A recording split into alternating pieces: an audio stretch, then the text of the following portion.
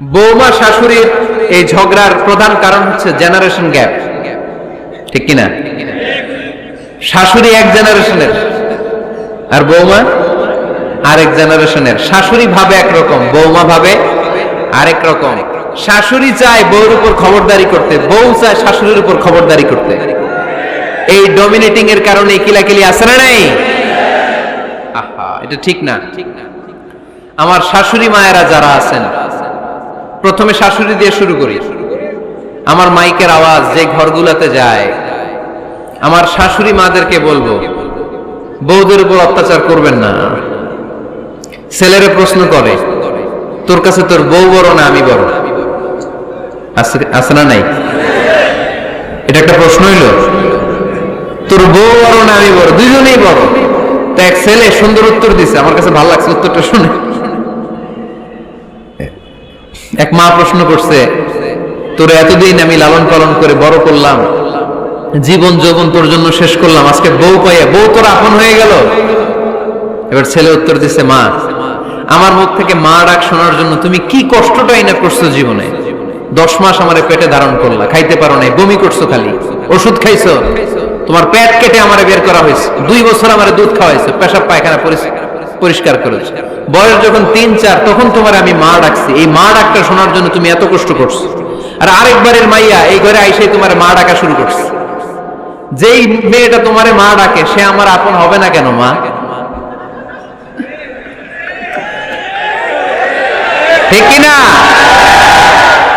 এই মা ডাক শোনার জন্য তুমি এত কষ্ট করলা, আমার লালন পালন করলা, 10 মাস পেটে ধরলা, পেশাব পায়খানা পরিষ্কার করলা, এরপরে মা ডাক শুনতে পারছো।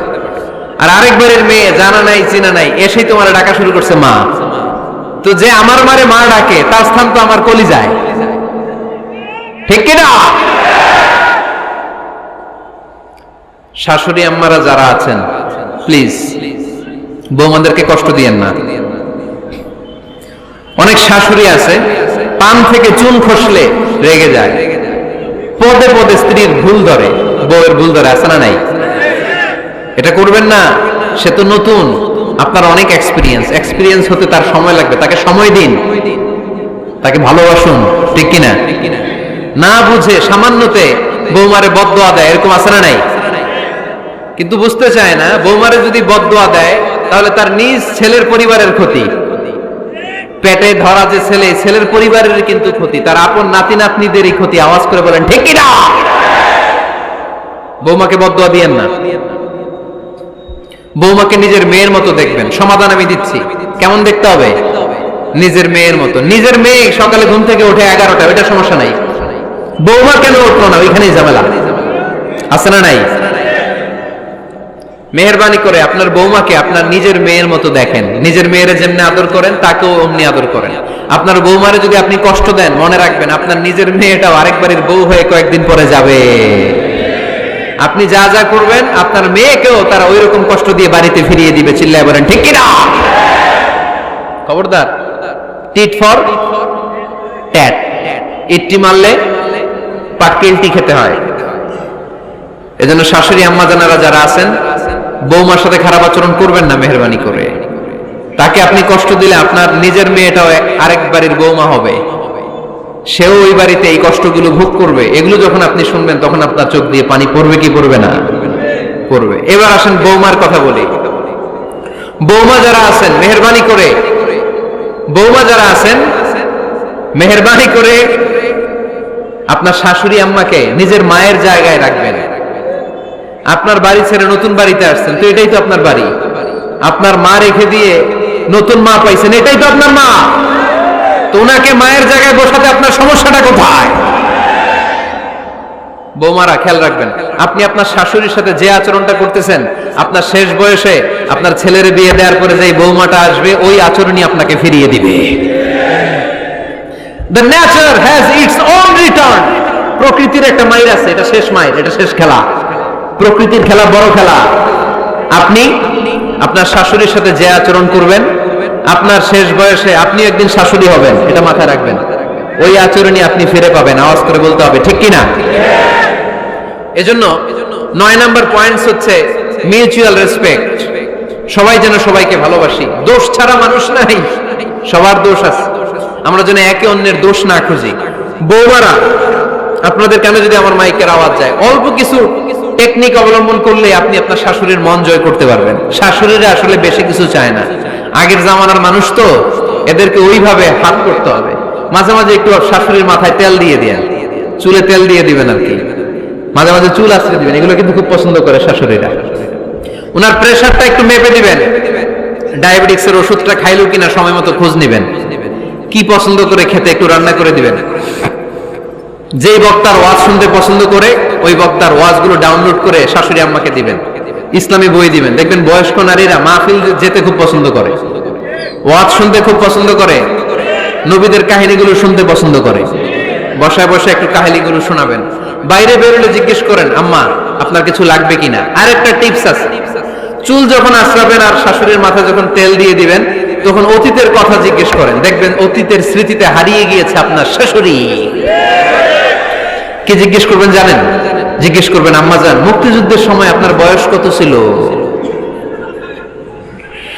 ওই সময় মুক্তিযুদ্ধের সময় আপনাদের এলাকায় কি কি হয়েছিল মা? আরেকটা প্রশ্ন করবেন, মা বিয়ের সময় আপনি কেমন ছিলেন? ওই দিন দেখবেন বুড়ি আর বুড়ি নাই, জোয়ান হয়ে গেছে। ওই দিন বলবে, মা আমি অনেক সুন্দরী ছিলাম, আমার মাথায় অনেক চুল ছিল, আজকে নাই। আমগো গ্রামে আমার সাথে সুন্দরী মাইয়া ছিল না। অতীতের স্মৃতিতে, স্মৃতি হাতড়াতে হাতড়াতে তিনি হারিয়ে যাবেন। জিজ্ঞেস করবেন যে, মা শীতকালে আপনাদের দেশে কি পিঠা বানাতেন আপনি যখন ছোট ছিলেন? আপনার বাপ চাচারা কি করতো? এগুলো জিজ্ঞেস করলে উনি স্মৃতির পাতা হাতড়াতে হাতড়াতে চোখ দিয়ে দাঁড় দাঁড় করে ওনার পানি ঝরতে শুরু করবে। আপনার জায়গায়, ওনার হৃদয়ের মনি কোঠায় এমন জায়গায় পৌঁছবে, আপনার ছাড়া উনি কিছুই বুঝবে না। বৌমারা, এই অল্প কিছু টিপস অবলম্বন করে আপনারা আপনাদের শাশুড়ির মনকে জয় করতে পারেন। শাশুড়ি বৌমার দ্বন্দ্ব আমরা চাই না, আমরা চাই শাশুড়ি বৌমাকে নিজের মেয়ের মতো জানুক, আর বৌমা শাশুড়িকে আপন মায়ের মতো ভালোবাসুক, ঠিক কিনা? এই মিউচুয়াল রেসপেক্টই পারে শাশুড়ি বৌমার দ্বন্দ্বকে দূর করতে আর ঘরটারে শান্তি টুকরা বানাতে। আওয়াজ করে বলেন ঠিক কিনা? কয়টা গেল? আর আছে কয়টা? দোয়া করবেন একে অপরের জন্য। দোয়া, সাইয়েদনা ইব্রাহিম ফ্যামিলির জন্য দোয়া করতেন, রব্বি জাআলনি মুকিমাস সালাতি ওয়া মিন যুররিয়াতি রব্বানা ওয়া তাকাব্বাল দুআ। ও আল্লাহ, আপনি আমারে নামাজ কায়েমকারী বানান, আমার কলিজার টুকরা সন্তান ইসমাইলকেও নামাজ কায়েমকারী বানান, আমার দোয়াটা আপনার দরবারে আপনি কবুল করে নেন। সুবহানাল্লাহ পড়েন। রব্বানা ইন্নী আসকানতু মিন যুররিয়াতি বিওয়াদিন গায়রি যী যারইন ইনদা বাইতিকাল মুহাররাম। ও আল্লাহ, আমার সন্তান সন্ততি, আমার ফ্যামিলিকে ধুধু মরুপ্রান্তর এই উপত্যকার মধ্যে তোমার কাবা ঘরের সামনে রেখে গেলাম, তাদেরকে তুমি নামাজ কায়েমকারী বানিয়ে দিও। গোটা বিশ্বের সব মানুষের অন্তর আমার ফ্যামিলির দিকে আল্লাহ তুমি ঝুঁকিয়ে দিও। ওয়ারযুকহুম মিনাস সামারাত, ফলমূল দিয়ে আল্লাহ তুমি তাদেরকে রিজিকের ব্যবস্থা করে দিও। তার মানে সব নবীরা তাদের পরিবারের সদস্যদের জন্য দোয়া করতেন কি করতেন না? আবার কোরআন আমাদেরকে শিখালো, রব্বানা হাব লানা মিন আজওয়াজিনা ওয়া মিন যুররিয়াতিনা কুররাতা আ'য়ুন ওয়াজআলনা লিল মুত্তাকিনা ইমামা। ও আল্লাহ, এমন নেককার সন্তান, এমন নেককার স্ত্রী আপনি আমাকে দান করেন যাদের দিকে তাকালে আমার চোখ দুইটা ঠান্ডা হয়ে যায়। চক্ষু শীতলকারী স্ত্রী দেন। বিয়ে যাদের হয় নাই, ইয়াং ছেলেরা এই দোয়াটা করবা। বিয়ের জন্য দোয়ার দরকার আছে না নাই? প্রতিদিন এই দোয়া করবা, আল্লাহ এমন স্ত্রী দেন, এমন জীবন সঙ্গিনী আপনি আমাকে দেন, এমন লাইফ পার্টনার দেন যার দিকে তাকালে আমার চোখ জুড়িয়ে যায়। এমন সন্তান আল্লাহ আপনি আমার ফ্যামিলিতে দেন যাদের দিকে তাকালে আমার চোখ দুইটা ঠান্ডা হয়ে যায়। নেককার সন্তান, নেককার স্ত্রী আল্লাহর কাছে দোয়া করে চেয়ে নিতে হয়। তাহলে ফ্যামিলি মেম্বার একে অপরের জন্য দোয়ার দরকার আছে না নাই? বাবা দোয়া করবে ছেলের জন্য, ছেলে করবে বাবার জন্য, মা দোয়া করবে মেয়ের জন্য, মেয়ে করবে মায়ের জন্য, ভাই করবে বোনের জন্য, বোন করবে ভাইয়ের জন্য। দোয়ার দরকার আছে না নাই? দোয়া করবেন সবাই সবার জন্য। এই যে কোরআনের বঙ্গানুবাদ পাওয়া যায় না এখন, কথা বলেন। স্মার্টফোন আছে কার কার দেখি? হ্যাঁ, কারা কারা স্মার্ট দেখি? হাজার হাজার স্মার্ট, মাশাআল্লাহ। এই স্মার্টফোনের ভেতরে আল কোরআন নামে বাংলায় কোরআনের একটা অ্যাপস পাওয়া যায়। কথা বলেন, পাওয়া যায় কি যায় না?